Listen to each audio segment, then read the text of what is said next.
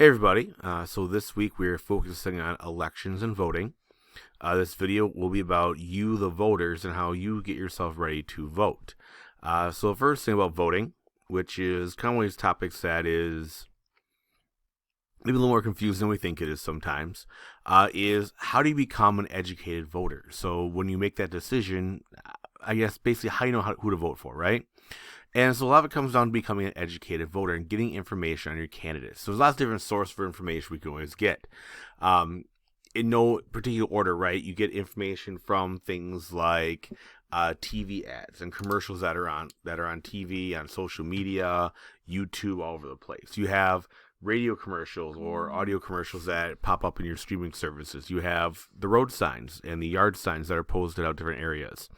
If you read newspapers around information, magazines, etc., different news sites will post different stories about candidates. The big question is where to look for that information, right? And how to balance out the information you're getting. You're going to get tons of information about candidates and what they believe in, what they don't believe in. A lot of times, best place is to do your own homework and trust what you guys are doing, okay? We'll talk about how to become a good informed voter more when we get in class. So once you've looked at all the information that's out there, we'll look at some different candidate websites in class a little bit, talk about watching debates and viewing debates, and once you got all the information and you think you're ready to make a decision, well, now we got to be able to vote, right? And then that makes it a little bit harder, okay? So the first step in the voting is registration. Everyone has to register to vote because that's the way that we know, essentially, that where people are, right? And so every state's different. So as people talk about if they might be leaving the state of Wisconsin, staying in the state of Wisconsin, every state's a little bit different. I'm going to show you guys how to register to vote in the state of Wisconsin. Okay, there's a website that people use. It's called My Vote Wisconsin. It makes you fill out some very, very simple information you see on the paper here. We'll look at this site when we get into class. So this site makes you put in things like make sure you meet all requirements for voting. So as to be voting, you have to be a U.S. citizen. You have to live in Wisconsin. You must live in your current residence for a certain amount of time. It'll ask for your address, all those kind of things, your age, and make sure you're able to vote. Also make sure you don't vote twice and kind of tracks your voting and what elections that you vote in, and you can actually look at all those parts of it.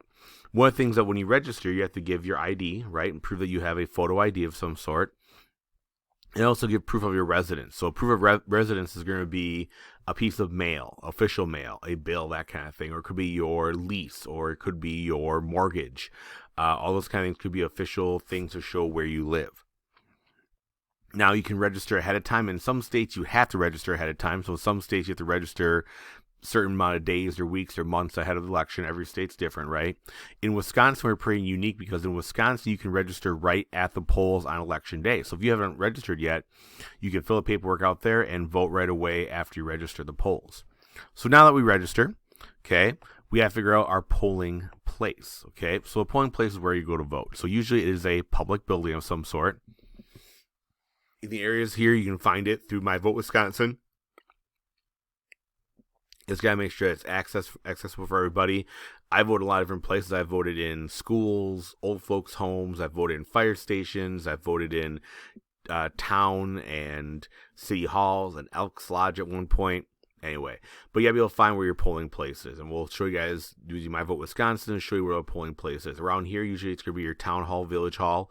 But if you live in a bigger city, there's gonna be a lot more polling places for the area that you live in. So knowing where to go is one of those big things to kind of figure out. Now, when it comes to our voting methods, lots of different voting methods do take place. The biggest one right now is paper ballots. So the areas around here mostly use paper ballots where you have a paper ballot, right? And you kind of fill in little bubbles or connect little lines, and that helps tell you, and that basically marks who you vote for. A lot of times they're read then by a reader, kind of like a Scantron kind of thing, and stuff that way. And we'll show you some ballots in class. Way back in the day, I first voted on one of these things. It was a voting machine. You walk into this machine, you pull this little lever, and this curtain closes, and you flip little switches of who you want to vote for. And when you pull the curtain back, they all flip back, record your vote. It's kind of cool. Some places are doing touch screens and computerized voting. The big question about computer voting is, well, what kind of security things might there be with computer voting, right? And think about that part for voting with computers on these different ballots. Also, you have absentee voting. So if you choose to move away from this area, you can still vote in Sauk Prairie or wherever you live, Merrimack, wherever you live, if you vote absentee. So absentee allows you to be gone and vote. Now, this became a big issue during the 2020 election as COVID was going on, and people didn't want to leave out, go anywhere and vote absentee. So there's certain requirements you have to do when you vote absentee. I'll show you some absentee ballots in class. And many states are making new requirements of what it means to vote absentee. But absentee basically means you can vote via mail or drop off your ballot ahead of time, early voting. So you have to do it on the day of. Okay? So lots of different voting methods. So how do we count those votes afterwards? So a lot of times now it's done by computer. All read by computer, right? So your computer's recording things. They fills those scantrons in. It's all calculated and tabulated and brought together. Now, yeah, make sure you fill out right then, okay? Because a lot of times if you don't fill your ballot out right, the computer can't read it. It makes things very, very interesting. I've had that happen before where I fill my ballot out and it spits it back and people yell at you. Now, if there has to be a recount, sometimes recounts have to happen by hand. So when a recount has to happen by hand, you actually have 3 people checking every single ballot, making sure that every ballot was filled out right, making sure every ballot is actually read, because sometimes ballots were filled out, but they couldn't be read by the computer. So the question is, did they actually vote or not? In Florida back in 2002, this was one of those decisions. They had these weird little ballots where you had to poke this little circle of paper out of your ballot and then read by a computer. Well, if the little circle didn't go all the way out, the computer didn't read it. So when they rechecked them by hand, they had to figure out, well, was it actually a thing or not a thing? And it became a bigger debate because the state of Florida decided that whole election. We'll look at a little video of that when I show you guys in class. So if you watch elections, you'll know that they sometimes know the minute polls close, they know basically who's going to win. Well, they do love exit polling of these places. So exit polling is essentially asking a person, hey, who'd you vote for? And you can say yes, you can say no, you can tell them if you want to, whatever. But a lot of times news centers or pollsters will kind of sit out and kind of figure out different areas who voted for who and use that data that then kind of figure out who they think is going to win the vote. Now, it's unofficial until they actually count the votes. And sometimes it'll change. You'll ever see the voting results and like, too close to call, which basically means they can't make a decision yet until the votes actually come in. Otherwise, this will take a days-long process to do. Sometimes they come up overnight. We'll kind of show you in class what the results look like. And I'll show you some of the latest election results we have and how they actually work. Now, typically, a popular vote wins in almost every single election. So a simple vote of whoever has more votes wins, and that's it. People always ask what happens in a tie. Every state or county or community has their own rules in a tie. I've seen where ties have been broken by flipping a coin, by drawing cards, all different kinds of things, right?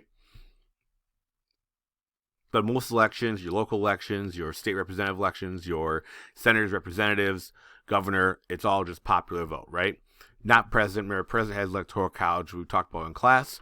And then, once the popular vote goes in each state, that'll then influence how electoral college comes out for president.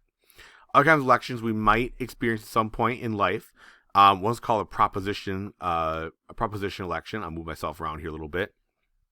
This is a suggestion of a law. So Wisconsin does have this, where you can put it on a ballot where you essentially tell the representatives what you want to have happen. So in this case, like let's say Sauk County would like to recommend to the state of Wisconsin to legalize marijuana.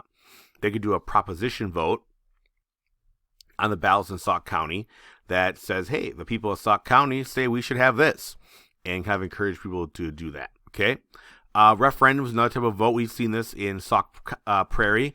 We did referendum for a school board, and so this is basically a law decided or a decision decided by all the people.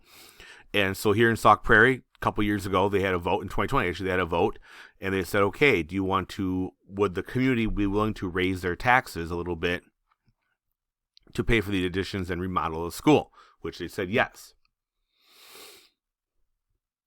Some places say no. And so then that's kind of how law is decided by the people that way. The last kind of election we might have is called a recall. That's when you take a politician out of office. So California had this when they had some issues going on. Governor was a guy named Gray Davis, and Arnold Schwarzenegger, the actor, ran against him. And Arnold won. So they removed Gray Davis from the governorship and put Arnold Schwarzenegger, and he did a pretty good job for that.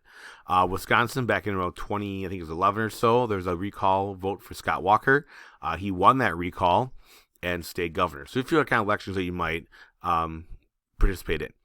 check this video out. I have some more information data for you guys as you do a little project later on this week about voting. So thank you for your time and your attention, and have yourselves a wonderful day. Thank you.